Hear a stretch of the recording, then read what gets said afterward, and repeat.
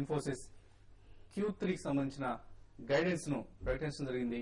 Full year కు సంబంధించి sales 26,951 కోట్ల నుంచి 27,165 కోట్ల రూపాయల వరకు ఇన్ రూపీ టర్మ్స్, అలాగే డాలర్ టర్మ్స్ లో గమనిస్తే 5.95 బిలియన్స్ నుంచి $6 బిలియన్ వరకు సేల్స్ గ్రోత్ ఉండే అవకాశం ఉంది. అంటే ఫుల్ ఇయర్ కి 25% గ్రోత్ రేట్ ను ఇన్ఫోసిస్ ఎక్స్పెక్ట్ చేస్తుంది. అలాగే అక్టోబర్ టు డిసెంబర్ పీరియడ్ గమనిస్తే అక్టోబర్ డిసెంబర్ డాలర్ టర్మ్స్ లో 1.55 బిలియన్ టు 1.56 బిలియన్ రెవెన్యూ ఉండే అవకాశాన్ని ఇన్ఫోసిస్ అంచనా వేస్తుంది. అలాగే ఫుల్ ఇయర్ కి సంబంధించి ఈపీఎస్ గైడెన్స్ ను లోవర్ ఎండ్ ను రివైజ్ చేసింది, అప్వర్డ్ రివిజన్ చేసింది. ₹112 గతంలో ప్రకటిస్తే 115 నుంచి ₹117 వరకు ఈపీఎస్ ఉండే అవకాశం ఉంది.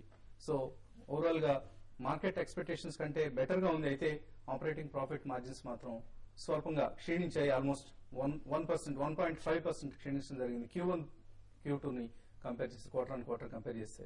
సో దీన్ని మార్కెట్ ఎలా తీసుకుంటుందని ఒకసారి చూడాలి. అలాగే కంపెనీ నుంచి రాబోయే మిగతా వివరాలు, మిగతా ప్రకటనలు కూడా షేర్ ప్రైస్ ను ఇంపాక్ట్ చేస్తాయి. ఇందాక అనుకున్నట్లుగా ₹30 special dividend and ₹10 interim dividend కూడా కంపెనీ షేర్ హోల్డర్స్ ప్రకటించడం జరిగింది. స్టాఫ్ కాస్ట్ పెరిగింది 2,984 crores నుంచి 3,682 crores. Of course staff editions జరుగుతుంటాయి కాబట్టి ఐటీ కంపెనీస్ లో, అందులో గత లాస్ట్ 2 quarters గా చాలా అగ్రెసివ్ హైరింగ్ ను అంటే ఐటీ కంపెనీస్ ఎస్పెషల్లీ ఇన్ఫోసిస్ చేపట్టడం జరిగింది. దీనివల్ల కూడా స్టాఫ్ కాస్ట్ ప్రకటించడం జరిగింది. ఓవరాల్ గా 7,646 ఎంప్లాయీస్ ను యాడ్ చేయడం జరిగింది Infosys technologies July to September quarter లో. సో గ్రాస్ లెవెల్లో చూస్తే 14,000 మంది పెరిగారు. బట్ నెట్ లెవెల్లో అంటే అట్రిషన్ ను కూడా కలుపుకుంటే 7,646 ఎంప్లాయీస్ ను జూలై టు సెప్టెంబర్ క్వార్టర్ లో యాడ్ చేయడం జరిగింది. సో మరిన్ని వివరాలు చూసే ముందు కాలర్ లైన్ ఉన్నారు మురళీకృష్ణ తణుకు నుంచి. మురళీకృష్ణ గారు నమస్తే అండి, చెప్పండి. సార్ ఇప్పుడు కేపీఐటీ 178లో తీసుకున్నాం సార్. ఓకే అండి. జేపీఎఫ్ 200లో తీసుకున్నాం సార్. లుక్ని 428లో తీసుకున్నాం సార్.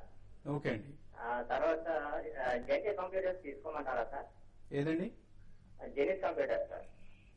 Zenith computers. అవును సార్.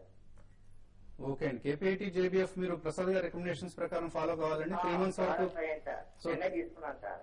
ఓకే అండి. 3 months వరకు దీని గురించి మీరు ఏం ప్రశ్నలు అడగదండి. అయ్యా. సో లుకిన్ అండ్ జెనిత్ కంప్యూటర్స్.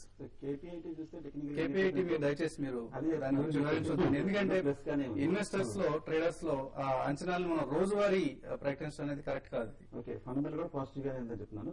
అలాగే జేబీఎఫ్ కూడా పాజిటివ్ గా ఉంది. ఇక జెనిత్ కంప్యూటర్స్ తీసుకోవాలా వద్దని అడిగారు. టెక్నికల్ గా చూస్తే కనుక లాస్ట్ 1 year గా ఇదే రేంజ్ లో 33-35 రేంజ్ లో కొంచెం కన్సాలిడేషన్ వద్ద కనిపిస్తుంది. సో ఫండమెంటల్ గా అయితే పెద్ద మార్పు లేదు. నా ఉద్దేశంలో జెనిత్ కంప్యూటర్స్ మటుకు ప్రస్తుతానికి మీరు అవాయిడ్ చేస్తుంది బెటర్ అనిపిస్తుంది. అలాగే లుపిన్ కి సంబంధించినటువంటి సలహా ఇస్తారు. వెరీ స్ట్రాంగ్ అప్ ట్రెండ్ లో ఉందండి.